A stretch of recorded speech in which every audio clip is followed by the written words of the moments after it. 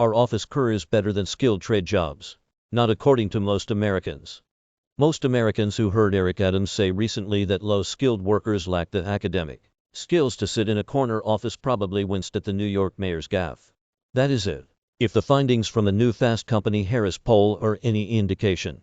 Asked if pursuing a trade career is ultimately any less promising than pursuing a white-collar office job, 65% of respondents said no, it isn't. Around 1,000 people participated in the poll, which was conducted in December to check the pulse on national education issues. Among the respondents, women more than men called trade and office jobs equally promising.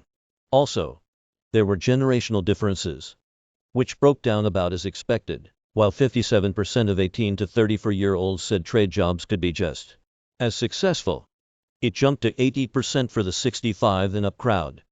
Those findings, released today, might surprise the Big Apple's new mayor.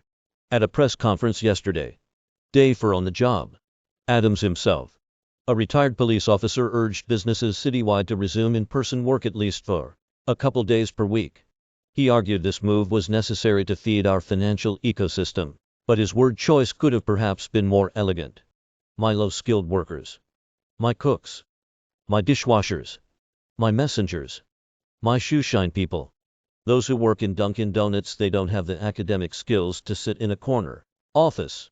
His point was seemingly that empty offices hurt New York's economy because it relies heavily on hourly workers and other types of tradespeople. Everyone from janitors and baristas to shoe shiners and dry cleaners. These workers cannot work remotely like the person in the corner office can, so they're disproportionately hurt by office closures. Adams also added a little more context this morning, telling CBS that critics are misconstruing his words. I was a cook. I was a dishwasher. Regardless of his intent, Adams's way of putting it quickly caused a backlash.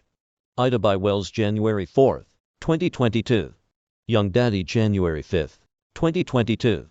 Other findings from the poll indicate that Americans do broadly see education as a pathway to workplace success, even as it's become more cost-prohibitive for many who seek it out. 7 in 10 Americans say higher education's growing costs prevented at least one family member or friend from pursuing education beyond high school.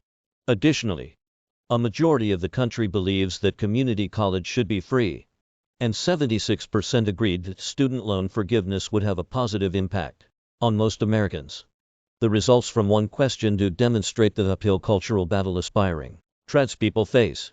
However, despite the overwhelming support for trade careers, only 9% of those polled said they expected their child to attend any kind of technical school. 53% predicted it would be a public or private university.